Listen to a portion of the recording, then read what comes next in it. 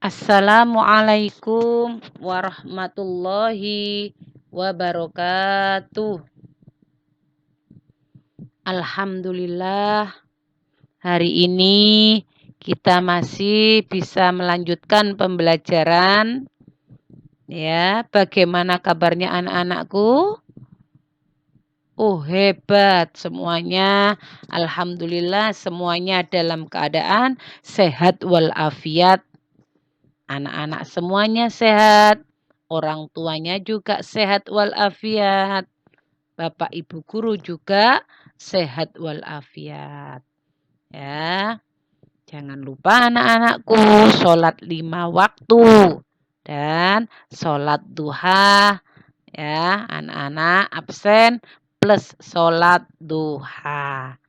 Tuh, sebagai peringatan dari Bu Habibah supaya anak-anak selalu istiqomah dalam menjalankan sholat duha. Oke anak-anakku, lanjut.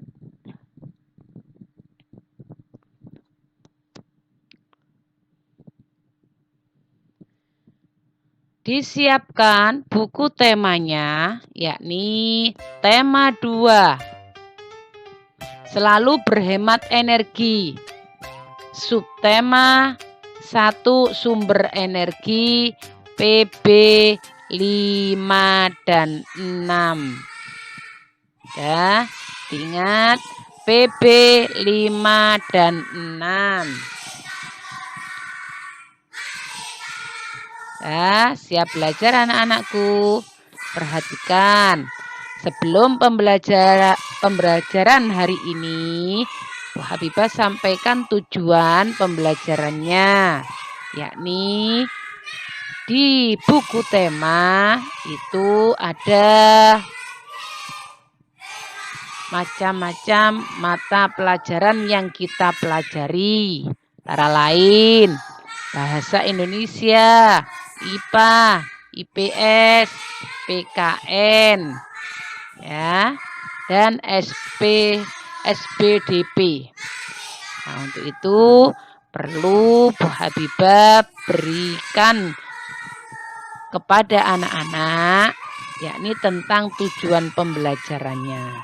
Di sini yang pertama, dengan mengamati contoh yang diberikan guru, siswa mampu mengamati tempo dan tinggi rendah nada dalam menyanyikan lagu Menanam Jagung dengan nada dan tempo yang tepat. Perhatikan, ini termasuk pembelajaran SPDP. Setelah mengamati gambar dan membaca teks, siswa mampu mengkomunikasikan karakteristik ruang dan pemanfaatan SDA. SDA adalah sumber daya alam untuk kesejahteraan masyarakat. Tuh, sumber daya alam adalah gunanya untuk kesejahteraan masyarakat.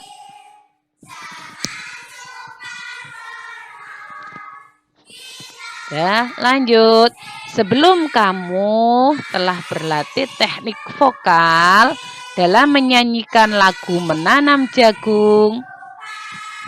Menyenangkan bukan?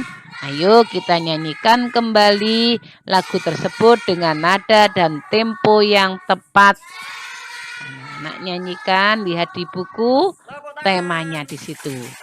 Nah, nanti iringan musik ini juga tentang menanam jagung, tetapi dibuat tema hemat energi. Nadanya menanam jagung. Oke, perlu diketahui anak-anak bahwasannya jagung adalah salah satu sumber daya alam,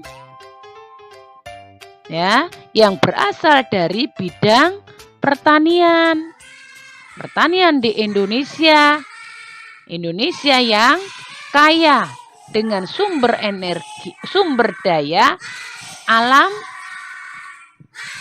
dan sumber daya laut.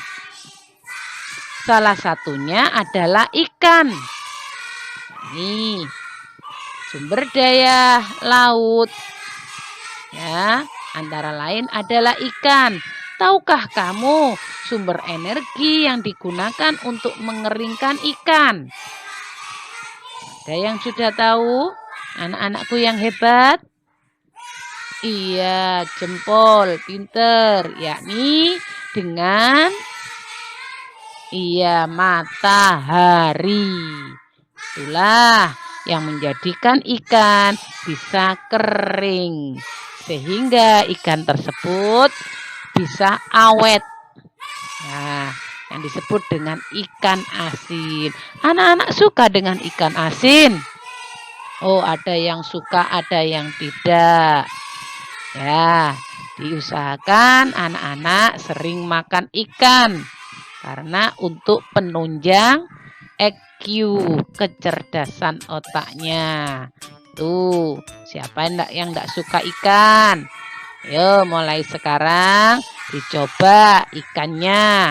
Itu sebagai sumber daya Indonesia untuk dinikmati orang Indonesia terutama. Jika diperlukan orang dari luar negara Indonesia juga ada yang suka ikan dari Indonesia. Nah, kenapa kita orang Indonesia kok tidak suka makan ikan? Ayo, bagi yang tidak suka, mulai hari ini dicoba ikannya. Ya, lanjut.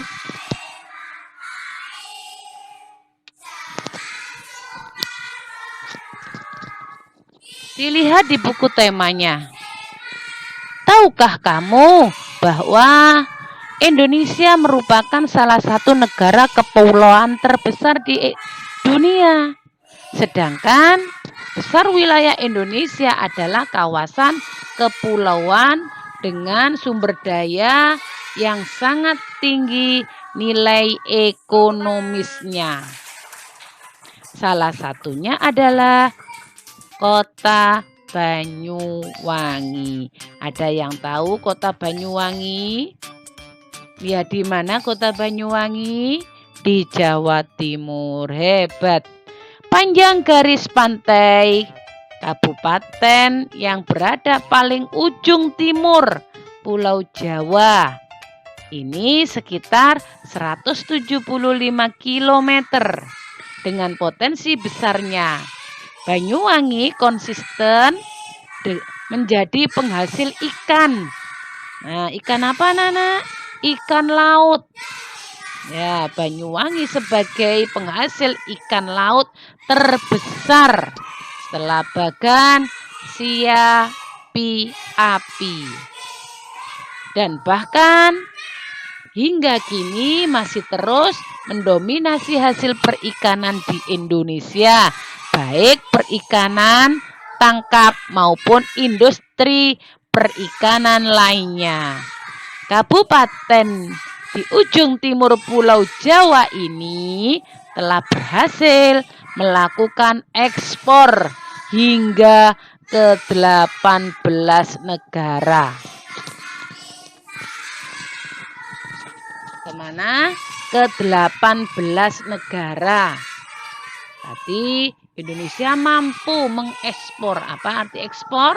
Mengirim hasil lautnya ke 18 negara. Loh, di negara lain ada suka ikan. Nah, kenapa kita penduduk Indonesia kok enggak suka ikan? Ya, anak-anakku, masih adakah anak-anak yang tidak suka ikan? Nah, dicoba ya. Sekali lagi dicoba sedikit demi sedikit. Nah, usahakan anak-anak sesering mungkin makan ikan laut. Ya, sistem pengalengan sudah cukup maju. Ditambah lagi industri besar di Pelabuhan Muncar. Banyuwangi terus berkembang. Kabupaten ini sendiri mencatatkan pertumbuhan produksi ikan tangkap yang konsisten, yaitu sebesar 31.600 ton pada tahun 2011 dan naik cukup besar menjadi 44.570 ton pada tahun berikutnya. Nah, seperti itulah kekayaan yang ada di negara kita tercinta ini yang berasal dari laut berupa ikan. Nah, lanjut anak-anakku. Nah, tolong ini ada di buku tema, dibuka buku temanya, ya, dibaca lagi biar anak-anak semakin paham.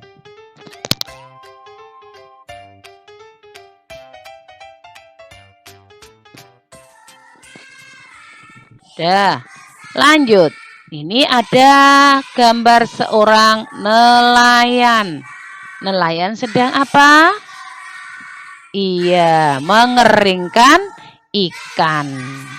Nah, tadi di awal pembelajaran, ikan yang dikeringkan bisa menjadi kering dengan bantuan energi matahari. Tuh gambar mataharinya. Oh, mataharinya. Ya, sinar matahari dengan memancarkan panasnya sehingga ikan yang dihasilkan oleh para nelayan sebagian ada yang dikeringkan. Untuk apa? Untuk dijadikan ikan kering yang dikenal dengan ikan asin. Ada yang suka ikan asin? Oh, enak ikan asin, sedap, mantap, ya. Ya, bagi yang nggak suka dicoba sedikit-sedikit, nanti lama-lama akan suka. Itu kita menikmati hasil kekayaan negara kita tercinta yang berasal dari laut. Lanjut.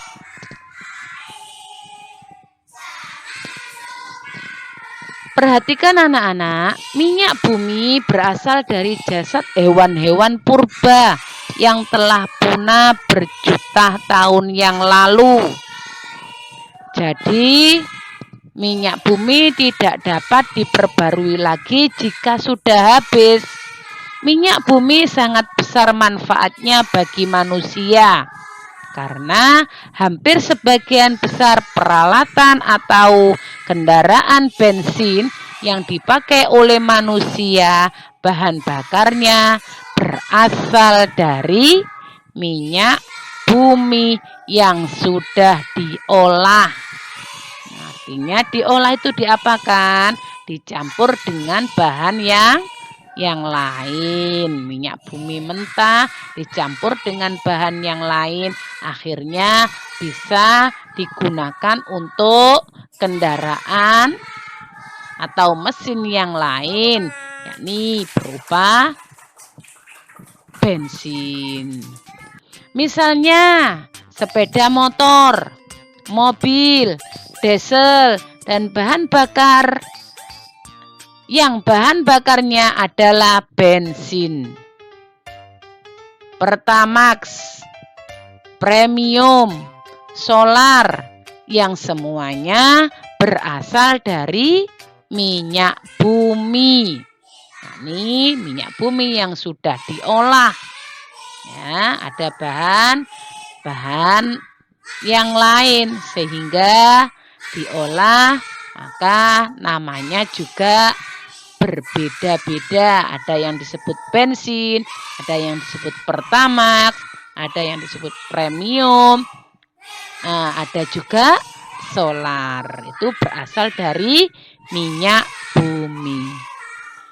Adapun listrik yang kita gunakan sehari-hari, ada beberapa pembangkitnya berasal dari mesin yang bahan bakarnya menggunakan minyak bumi, seperti pembangkit listrik tenaga diesel yang sumber bahan bakarnya adalah minyak bumi. Jadi minyak bumi manfaatnya sangat banyak sekali bagi manusia. Ya, ini untuk apa? Kesejahteraan masyarakat. Ya, itulah minyak bumi yang ada di negara kita nikmati, yakni berupa bensin, Pertamax, premium, solar, dan juga bisa dijadikan pembangkit listrik tenaga diesel yang sumber bahan bakarnya adalah minyak bumi juga. Lanjut.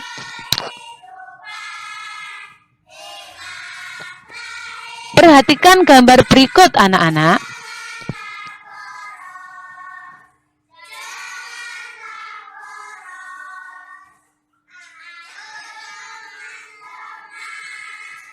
Gambar apa ini? Iya, seorang yang sedang mengisi bensin ke kendaraan, yakni ke mobil. Tahukah kamu dari mana sumber energi untuk kendaraan bermotor yang terdapat pada gambar berikut? Dari manakah? Oh, hebat. Dari mana? Dari minyak bumi. Nah, perhatikan lagi gambarnya. Next.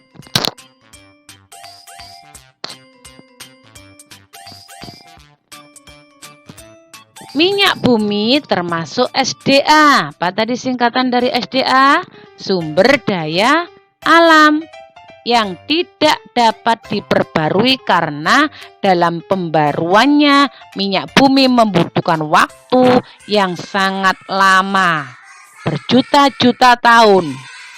Sehingga kita harus memakainya secara bijak.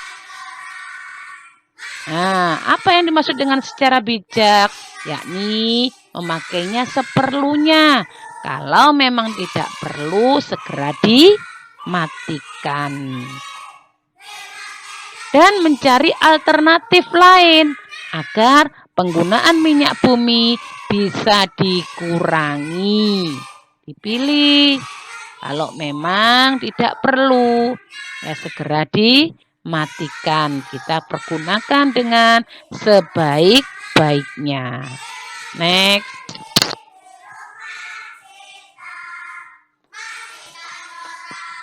Perhatikan anak-anakku, tahukah kamu bahwa minyak bumi merupakan sumber energi yang tidak dapat diperbarui? Oleh sebab itu, kita berkewajiban untuk menghematnya. Nih, ada di buku tema ini. Minyak bumi merupakan salah satu sumber energi. Kita sebagai warga negara mempunyai hak untuk memanfaatkannya. Nah, ini memanfaatkan apa? Minyak bumi dalam mendukung aktivitas sehari-hari. Namun di sisi lain, kita juga mempunyai kewajiban untuk menghemat penggunaan minyak bumi. Boleh digunakan, tetapi harus hemat. Apa artinya hemat?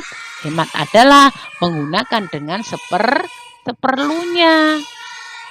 Minyak bumi merupakan sumber energi yang tidak dapat diperbarui karena proses pembentukan minyak bumi membutuhkan waktu yang lama.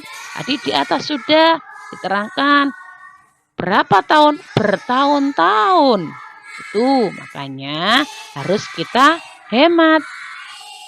Yakni waktu yang lama yang digunakan pembentukan minyak bumi. Bisa mencapai jutaan tahun. Permintaan untuk minyak bumi dari tahun ke tahun terus bertambah. Sebaliknya, ketersediaan minyak bumi dari tahun ke tahun terus mengalami penurunan. Dengan semakin lengkapnya persediaan minyak bumi, dengan semakin langkanya persediaan minyak bumi, pemerintah menghimbau setiap warga negara untuk menggunakan minyak bumi secara bijak. Tuh, secara bijak Hati dipikir. Nah, makanya ada gambar mikir. Nah, itu pergunakan dengan sebaik-baiknya. Next.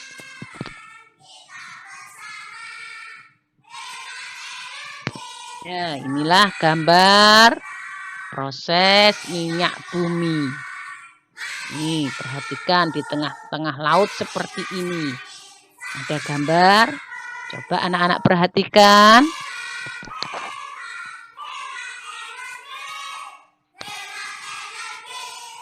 Ini contoh sebagian dari pemrosesan pembuatan minyak bumi.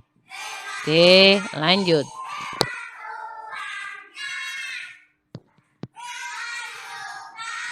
Perhatikan anak-anakku, hak dan kewajiban dalam pemanfaatan sumber daya alam dan energi haruslah seimbang. Ya, perhatikan. Habibah ulang sekali lagi. Hak dan kewajiban dalam pemanfaatkan sumber daya alam dan energi haruslah seimbang. Seimbang berarti sama, berjalan dengan sama. Contoh, hak manusia dalam pemanfaatan sumber daya alam dan energi adalah menggunakan energi kapan saja dan di mana saja. Itu haknya, hak kita. Boleh kita menggunakan kapan, waktunya, dan di mana kita berada. Adapun kewajiban kita, sedangkan contoh kewajiban kita dalam pemanfaatan sumber daya alam dan energi adalah manusia dalam menghemat energi adalah menggunakan energi seperlunya. Itu kewajibannya. Nah, ingat perlu diketahui sumber daya alam boleh kita gunakan kapan saja dan di mana saja. Yang disebut dengan hak manusia. Adapun kewajiban manusia atau kewajiban kita sebagai manusia adalah menghemat energi, adalah menggunakan energi atau sumber daya alam dengan seperlunya. Paham anak-anakku? Ya, next. Tepuk tangan. Ya, dari pembelajaran hari ini, ya, untuk pemahamannya bisa anak-anak putar kembali. Nah, selanjutnya lebih jelasnya anak-anak kerjakan tugas yakni LKS evaluasi pembelajaran 5 halaman 81 sampai 82 Romawi A dan B. Lanjut, tugas mengerjakan LKS evaluasi pembelajaran 6 halaman 84 dan 80 sampai dengan 85 Romawi A dan B.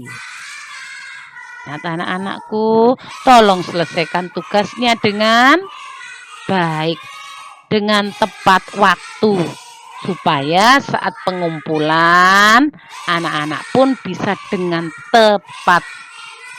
Ya, tanamkan dalam benak, dalam hati anak-anak, yakni semuanya selesaikan dengan tepat waktu.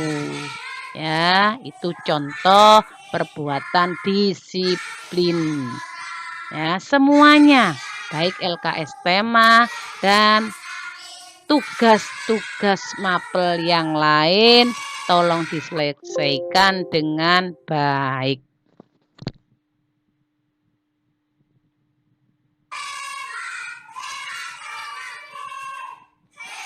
Ya, sekian dari Bu Habibah, mudah-mudahan bermanfaat. Assalamualaikum.